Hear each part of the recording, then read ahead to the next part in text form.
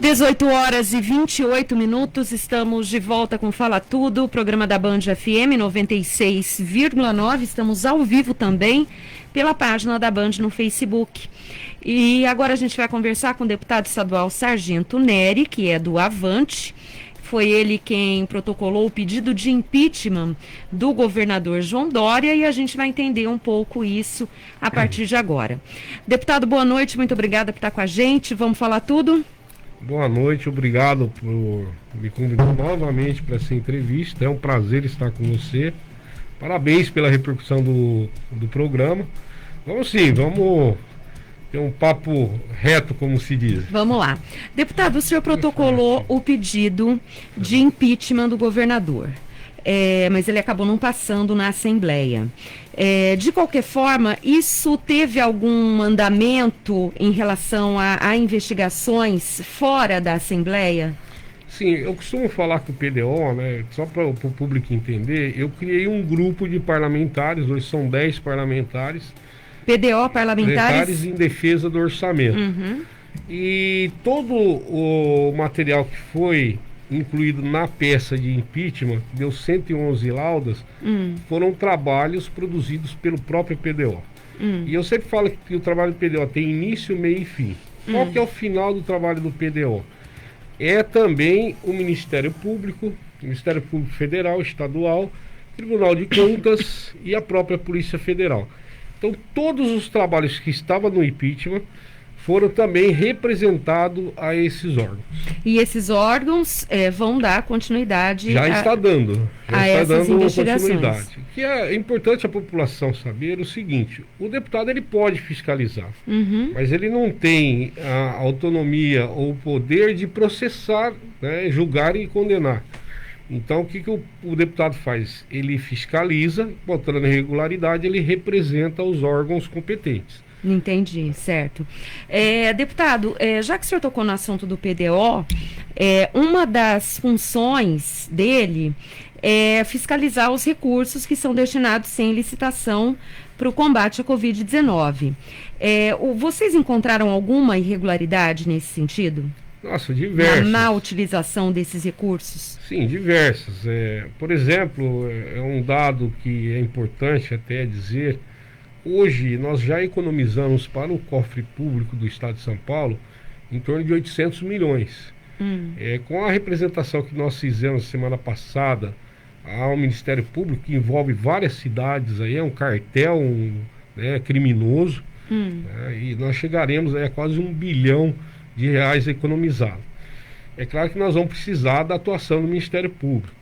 Mas, por exemplo, nós fomos atuar numa empresa, porque nós vamos em loco, né? Nós vamos pessoalmente, os deputados, e nós encontramos uma empresa que o capital inicial dela era R$20 mil.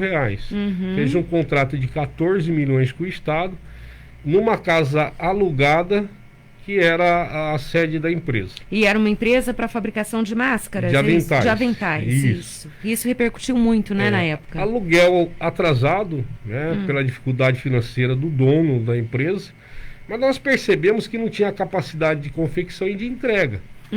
Aí, eram milhares de aventais, né? Sim, que seriam 14 milhões, 14 milhões de aventais. Reais. Não, 14, e quantos aventais, o senhor lembra? Eu não vou lembrar a quantidade exata, mas o valor também estava acima do mercado. Certo. Entramos com a representação no Tribunal de Contas, né, e aí a secretaria insistiu no contrato.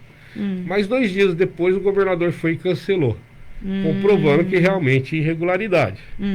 Então esse foi um dos contratos.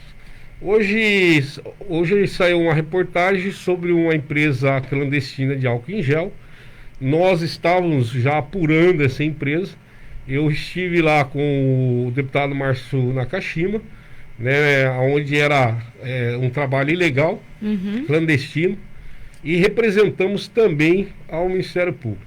Além desses trabalhos, o Hospital do Anhembi, né, o Hospital de Campanha do Anhembi, o prefeito e o governador, ele falava que tinha 1.870 leitos. E quando nós fomos fiscalizar, nós encontramos 440, então não tinha 1.870. E se todo mundo puxar no Google naquela data, ele estava fazendo um chamamento para locação de leitos particulares, que sairia em torno de 600 milhões. E depois da fiscalização do Hospital de Campanha da AMB, ele acabou com o chamamento. Por isso que nós falamos que nós conseguimos aí com esse trabalho economizar 800 milhões, né, no total. E toda essa fiscalização, esse trabalho de vocês que embasou no pedido de impeachment. Sim. E por que o senhor acha que não passou? Ele negociou com a bancada? Ele tem maioria lá na Assembleia, né? Mas não depende de todos os deputados, né? Isso é uma decisão monocrática do presidente da casa. Ah, tá. Então, a Procuradoria dá um parecer para o presidente e ele decide se ele dá prosseguimento ou não. Mas isso não vai fazer com que o PDO desista. Nós vamos continuar trabalhando, estamos trabalhando, né? E nós já estamos juntando matéria jurídica para entrar com um novo pedido de impeachment. Baseado em contratos, em compras que realmente nós achamos que o governador tem responsabilidade, né, naquilo que está errado. Certo. Deputado, o senhor também fez parte daquele trabalho contra fake news. Eu sou o relator. O senhor é o relator. Como é que está isso agora? Em que pé está isso? Eu venho falando, eu até fiz uso da palavra na última reunião. Eu me preocupo muito com o direito do cidadão de se expressar. Então nós precisamos ter muita cautela. A CPMI da fake news em Brasília virou uma palhaçada. Esse é meu ponto de vista. Essa legislação que está sendo aprovada, será um erro aprovar essa legislação antes de terminar a CPMI. E o que eu venho pedindo na CPI, aqui no Estado, sobre fake news, que nós façamos um trabalho realmente de responsabilidade. Onde nós não tiramos a liberdade da imprensa, a liberdade do cidadão de se expressar, mas também que a gente consiga, de certa forma, coibir o excesso, porque eu quero lembrar ao público que no Guarujá nós perdemos uma senhora que foi assassinada porque teve um fake news que falava que ela fazia bruxaria com criança. Não sei se a senhora lembra disso. Lembro. E ela foi linchada na praça pública. Lembro. Né? Então essas coisas são perigosas, então nós precisamos ter esse equilíbrio para fazer esse trabalho. Mas quando o relatório vai ficar pronto? Nós temos aí até dia 7 de outubro. Então eu pedi prorrogação, né, porque nós vamos ter que prorrogar, porque é muita coisa. Então provavelmente vai para 7 de dezembro. Sim. Mas eu já estou com o relatório já bem adiantado, eu já venho montando ele para não ficar atrasado, né? E o que o senhor pode contar para a gente? Eu posso falar que isso é a fake news, eu vou até explicar um pouquinho para que a gente chegue nesse ponto. Fake news sempre existiu, só mudou o mecanismo, né? Então tem um conto político que se diz que antigamente colocava duas pessoas dentro do ônibus para ficar falando mal de uma determinada pessoa para as outras ouvirem. Isso é uma fake news, mas era disseminada de outra forma, né? Agora não, com a rede social, ela é muito mais ampla e imediata. A disseminação a disseminação dela é muito rápida.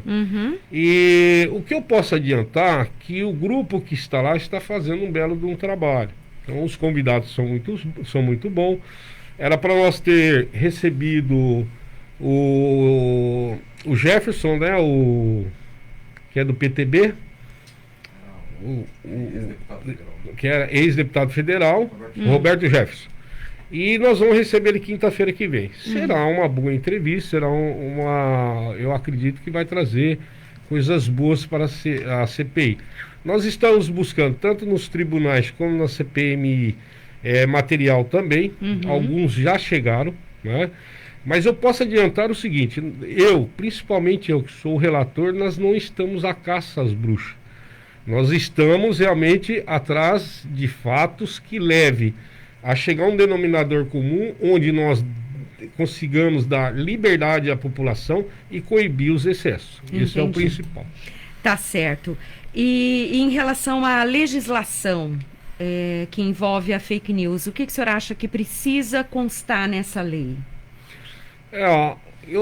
a gente até, na própria CPI, nós conversamos aí com algumas plataformas, né, como Facebook, Twitter.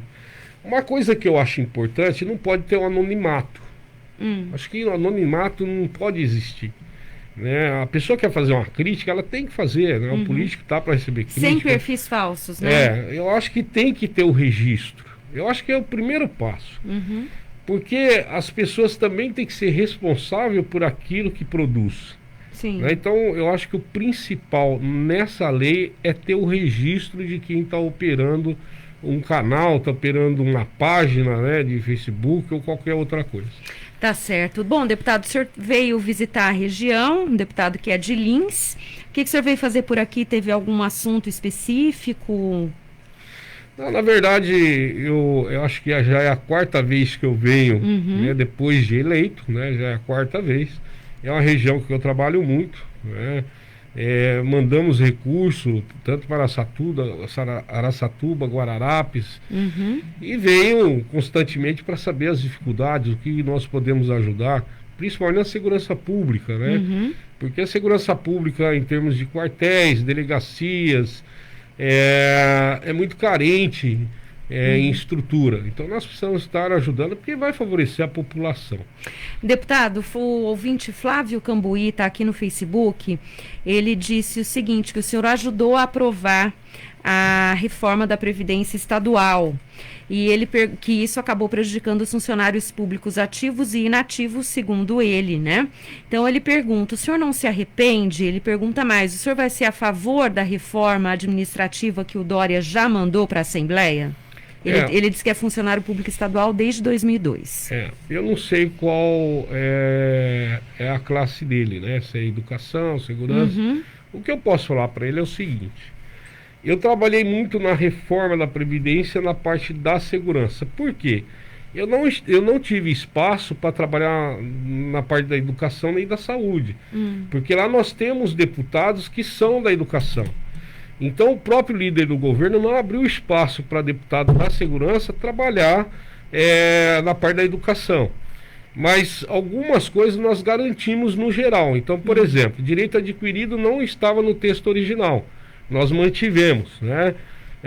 A emenda 45, que é do teto do INSS. Então, quem ganha até R$ 6.100, né, depois de aposentado, não contribui com a Previdência. Isso nós mantivemos. Coisa que a Polícia Militar, por exemplo, não conseguiu, né, na Previdência dela. Eu consegui incluir a SAP, que é a Polícia Penal, né, na Previdência, junto com a Polícia Civil e com a Polícia Técnico-Científica. Eu consegui segurar 30 anos para o policial civil com 10 anos de averbação.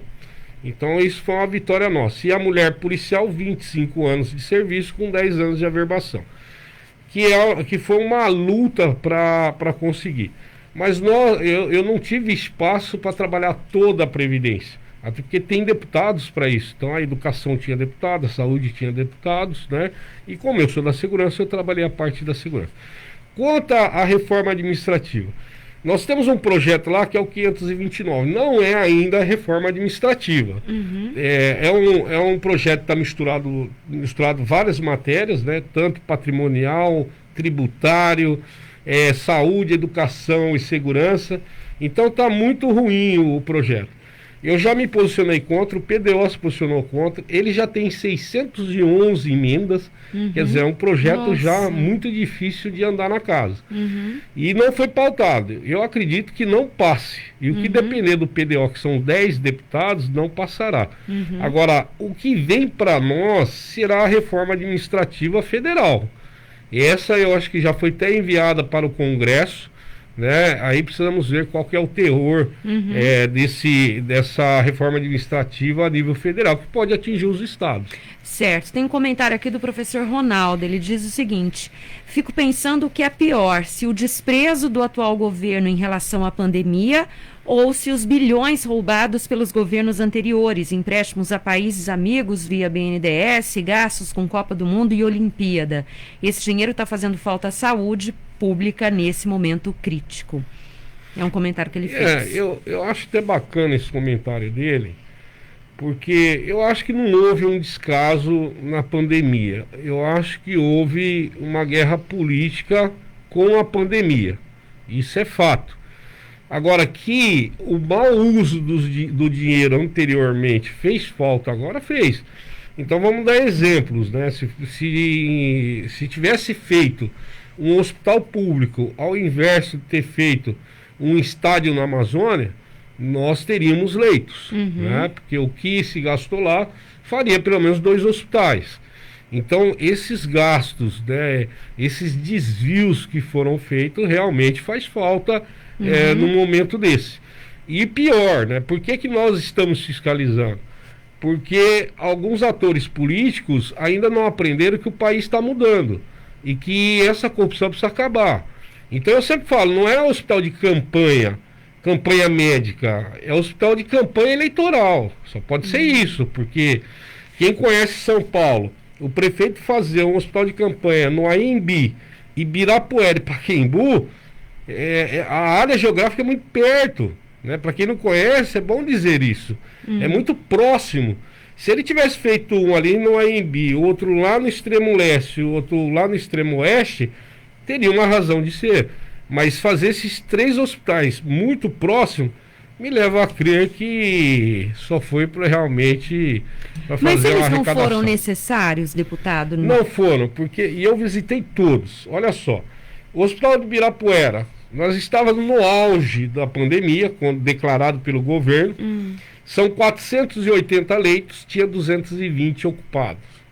Mas essas 220 pessoas precisavam de atendimento, né? Precisava, mas você perguntou se era necessário esse volume. Então, estou te dando exemplo. Volume de leitos. 1.870 leitos no AMB, 470 operando, 280 ocupados e 1.400 obsoleto. Quer dizer, aonde está a necessidade? Entendi. Então, eu acho que primeiro nós teríamos que equipar os nossos hospitais. Então o governo do estado deveria fazer um aporte financeiro para os hospitais que existiam fisicamente, e depois, num segundo plano, se realmente houvesse necessidade, abrir o hospital de campanha. Porque nós ficaríamos com a herança desse valor. Hoje não, o hospital de campanha levantou, levaram tudo a lona embora, acabou o hospital de campanha. O que ficou para a saúde pública? Nada. Então deveria sim, primeiro, investir no hospital público, dar todo o aporte financeiro para comprar equipamentos, tudo, reforma, tudo. E depois, num segundo plano, se montava o hospital de campanha. Deputado Marcelo Alves dos Anjos está dando os parabéns ao senhor pelo belo trabalho e pela criação do grupo PDO. Obrigado. Eu agora deixa eu ver, o Eliel Araújo está mandando um abraço de Ribeirão Preto. E tem uma outra pergunta aqui do Flávio que é bastante interessante. O IANSP na região é terrível. Não é possível fazer nada para melhorar isso? O IANSP hoje, o governo do estado, ele precisa começar a se preocupar por alguns dispositivos que favorecem o funcionalismo público. E a saúde é um deles. Eu falei hoje, na parte da manhã, a alguns amigos, o funcionário do Poder Executivo é o funcionário mais barato que tem. O que se faz com o funcionário do Poder Executivo é uma vergonha. Cara, é o funcionário do Legislativo, do Judiciário, do Ministério Público. Esses são caros. Agora, os funcionários do Executivo, que é a prestação de serviço, a saúde, a educação e a segurança, esses funcionários não é caro para o Estado brasileiro. Mas o que se pode fazer para melhorar o IANSP? Por que é tão ruim? Recurso e uma boa administração. O que a gente vê nessas entidades é a má administração. Entra muito recurso, é cabide de emprego, né? Nomeia-se aquele por favor político e não se faz um bom trabalho. Então nós precisamos ter um gestor bom, um aporte financeiro para realmente manter isso, porque nós temos algumas coisas que não é para dar lucro. Então eu falo para você, a segurança dá lucro para o Estado? Não foi criada para isso. E muito menos a saúde. A saúde nem a educação. Então uma briga nossa, por exemplo, para não fechar a FURP. A FURP é para dar lucro? Não, a FURP é para fornecer remédio mas mais barato. Hoje não daria para fazer algo, porque assim, a gente tem muitos funcionários estaduais que tem que buscar atendimento em outras cidades. Aqui em Araçatuba não tem mais convênio nem com o hospital. Sim, a gente vem fazendo um trabalho desde o ano passado de indicações e pedidos ao governo. A Constituição Estadual limita o deputado estadual a fazer qualquer interferência quando há gasto para o Estado. Nós não somos concorrente. Então, se há um projeto que vai criar um custo para o Estado, ele é inconstitucional, eu não posso apresentar. Porque é competência exclusiva do Executivo. Então, nós trabalhamos com indicação, com pedidos e tudo mais. E isso é uma coisa que eu venho pedindo há muito tempo. Entendi. No IANSP. Até porque eu fui criado no IANSP, né? Meu pai é policial civil. Ou seja, os deputados ficam de mãos atadas, né? Não tem muito o que fazer. Nesse sentido, sim, porque nós não conseguimos forçar o governo com um projeto de lei. E sim, nós sempre pedimos e esperamos aí a boa vontade dele. Tá certo, deputado, já são 18h48. Acredito que o senhor não tenha falado tudo, mas isso é bom, porque na próxima vez o senhor fala mais, tá bom?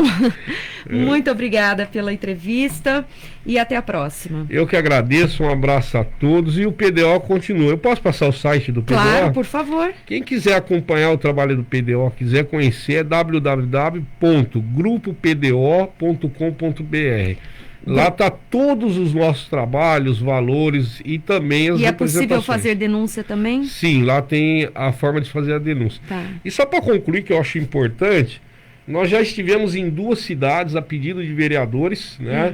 E eu sempre falo que o PDO se estendeu a Santa Branca e Ribeirão Preto. Então nós recebemos denúncia dos vereadores, fomos à cidade, colhemos as informações e agora nós vamos... nós já entramos com a representação, o Ministério Público já acatou, e a outra nós vamos entrar com a representação. Então é importante também o público saber que o Legislativo Estadual às vezes trabalha em conjunto com o Municipal quando é solicitado. Tá certo. Muito obrigada, deputado. Eu que agradeço. A gente conversou com o deputado estadual Sargento Nery, do Avante. E agora a gente vai para um intervalinho rápido e voltamos com as últimas